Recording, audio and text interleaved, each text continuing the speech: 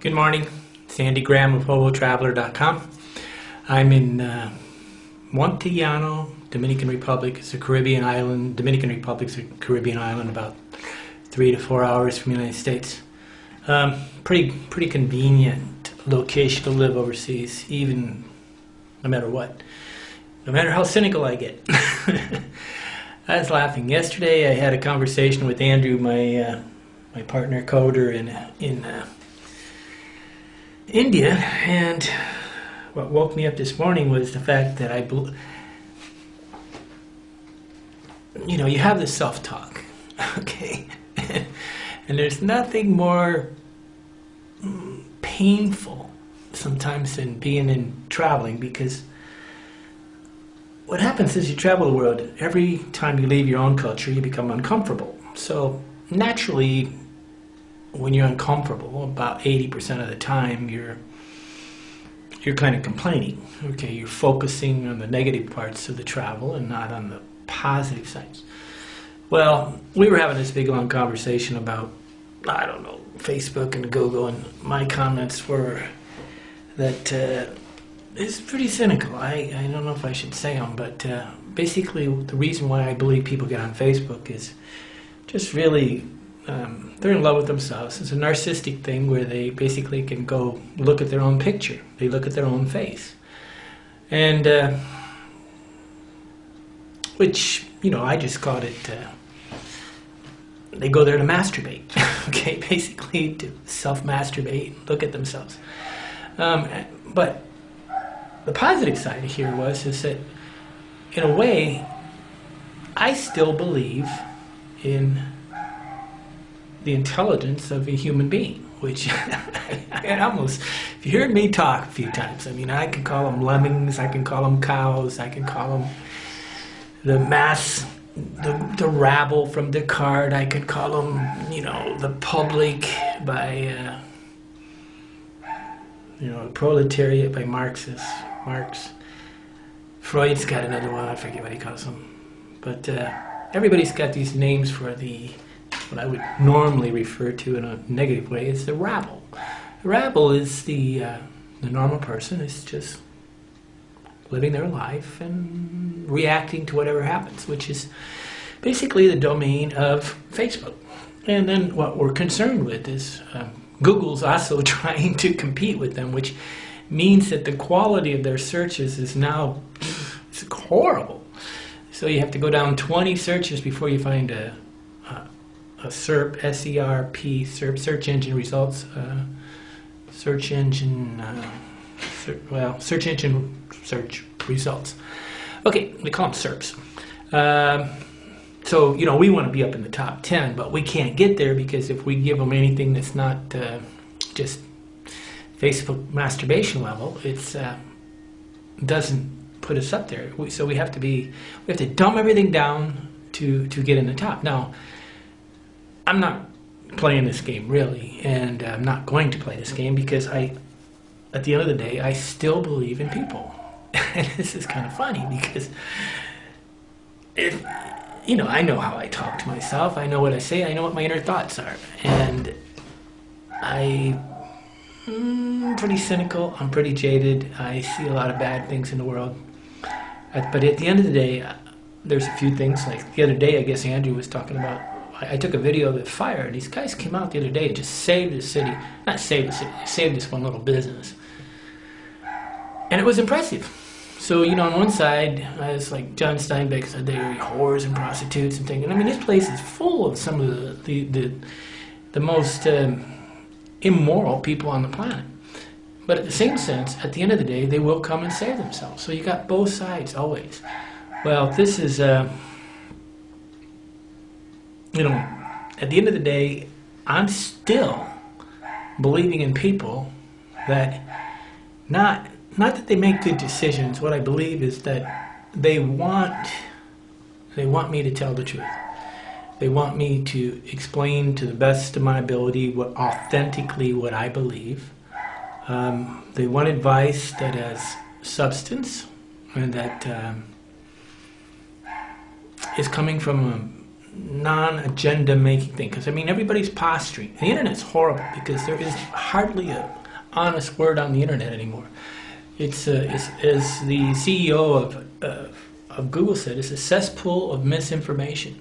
What they're trying to do is hook you into believing this, and they can, you know, because it's writing, they can do this.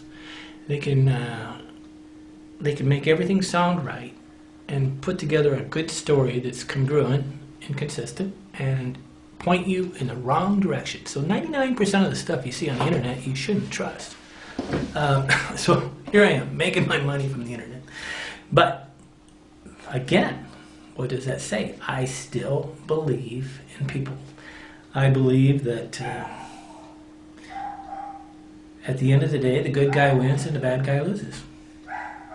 You know, poetic justice. I'm going to always be okay, because if I stay pure, I believe in telling what I believe and not steering people.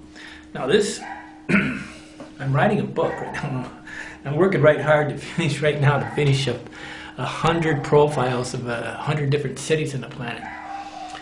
And this is a huge responsibility. There's going to be people that make decisions on where to move and retire, probably because of this book.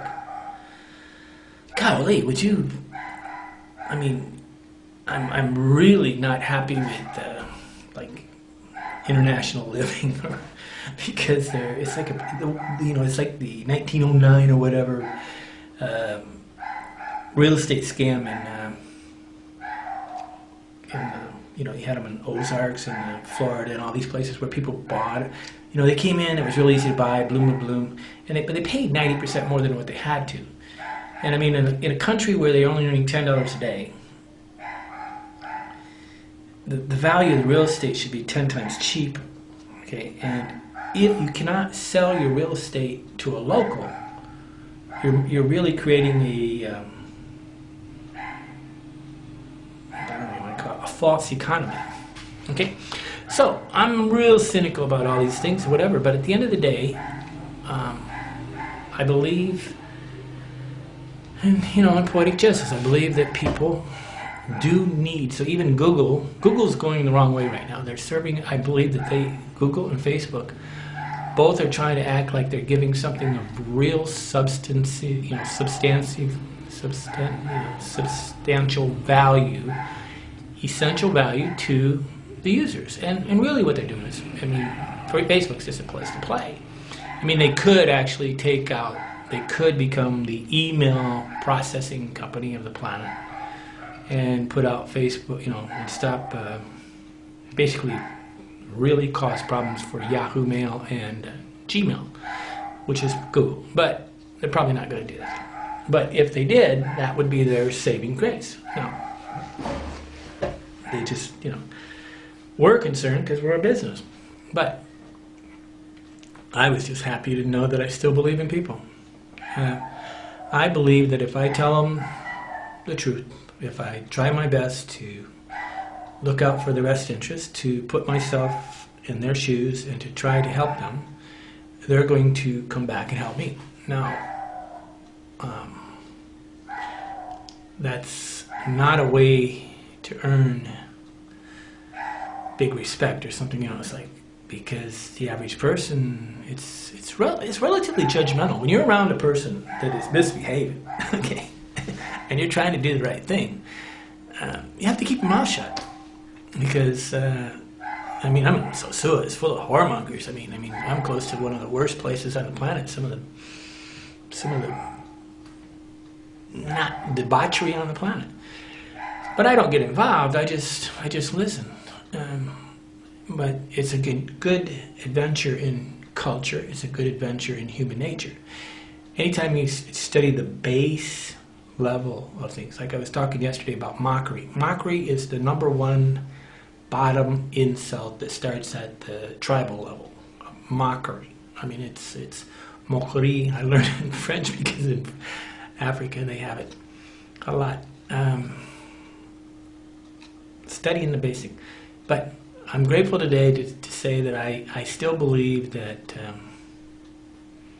if you do the right thing, if you get up all day, do the right thing, tell the truth. I don't know, just obey the Ten Commandments. It doesn't matter whether you believe in God or don't believe in God. Just obey them, and what you get is respect.